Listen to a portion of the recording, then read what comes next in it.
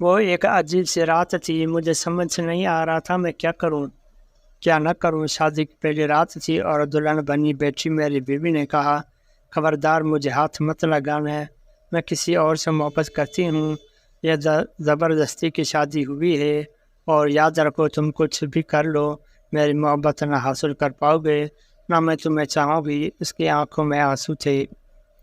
میں حیران و پریشان تھا، پاگلوں کی طرح اسے دیکھنے لگا اور سوچنے لگا کہ یہ کیا ہو گیا۔ جب کچھ سمجھ نہ آیا تو اٹھا اور وضو کیا اور نماز کے لیے چلا گیا، اور اپنے اللہ سے ذکر کیا کہ یا رب، یہ کیسا امتحان ہے، معاشرے کا ڈر، خاندان والوں کا ڈر، میں ایک مڈل کلاس فیملی سے تعلق رکھتا ہوں، اور ایسی اونچ نیچ پر ہمارے ہاں عزت کا جلوس نکل جاتا ہے۔ مختلف سوچیں آ جا رہی تھی کہ اگر یہ صبح گھر گئی اور واپس نہ آئی تو میری عزت کا کیا ہوگا؟ کیا پتہ یہ اپنے گھر میں یہی نہ کہتے کہ میں نامرد ہوں، اس سے شادی ختم کروا دو۔ میں نے اس سے بات کرنا چاہی مگر دل نہیں مانا میرا کہ میں اس کی محنت کروں۔ میں سو گیا۔ اگر اس کے کسی اور سے محبت تھی تو نکاح کے لیے ہاں ہی نہ کرتی، یا مجھے ہی بتا دیتی، میں اس سے رشتہ ختم کر دیتا، میری زندگی خراب تو نہ ہوتی۔ میں شادی پر ساری جمع پونجی لگا چکا تھا۔ وہ صبح اپنے گھر چلی گئی، کوئی بات نہیں ہوئی۔ 3 دن تک کوئی ہلچل نہیں ہوئی۔ 3 دن بعد اس کی امی کی کال آئی تو میں لینے چلا گیا۔ میں نے وہاں بھی کوئی بات نہیں کی۔ وہ رات کو فون پر کسی سے باتیں کرتی تھی، میں نے پوچھا تک نہیں۔ میں نے اس سارے وقت میں بس ایک بار پوچھا تھا کہ طلاق چاہیے، اس نے کہا نہیں۔ اس کا فون پر جو عشق تھا اس کے مجھے کوئی مطلب نہیں تھا۔ 7 ماہ ایسے ہی گزر گئے۔ ایک دن اس نے پوچھا کہ ایک بات پوچھوں؟ میں نے کہا پوچھ لو۔ اس نے کہا کیا آپ کو مجھے دیکھ کر طلب نہیں ہوتی؟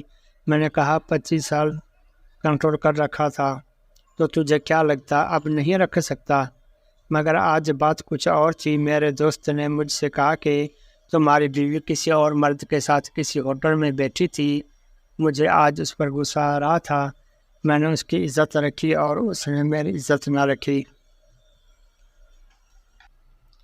میں گھر کی طرف چل دیا، اس کو آواز دی اور ایک ایسا زوردار تھپڑ مارا کہ میری انگلیاں اس کے منہ پر چھپ گئی۔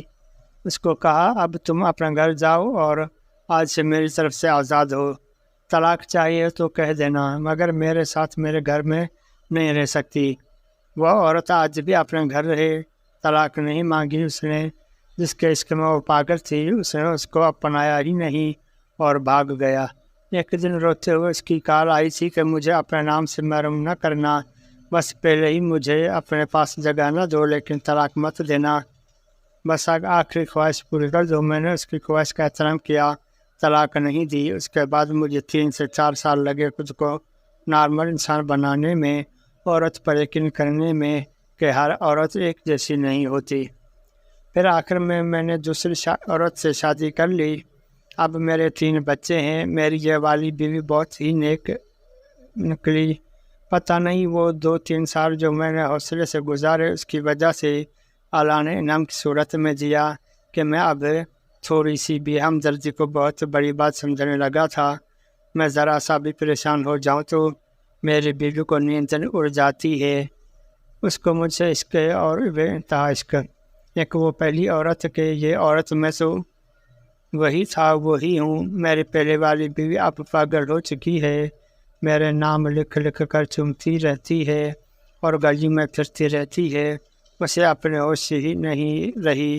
اب لوگ اب بھی کہتے ہیں میں ظالم ہوں، اس پر ظلم اتنا کیا کہ وہ پاگل ہو گئی۔ اب میں کیا کہوں لوگوں سے؟ حرام محبت کا مقدر ذلت ہے۔ بے ہوش کرو، حرام محبت کا مقدر ذلت ہے، بس ذلت ہے۔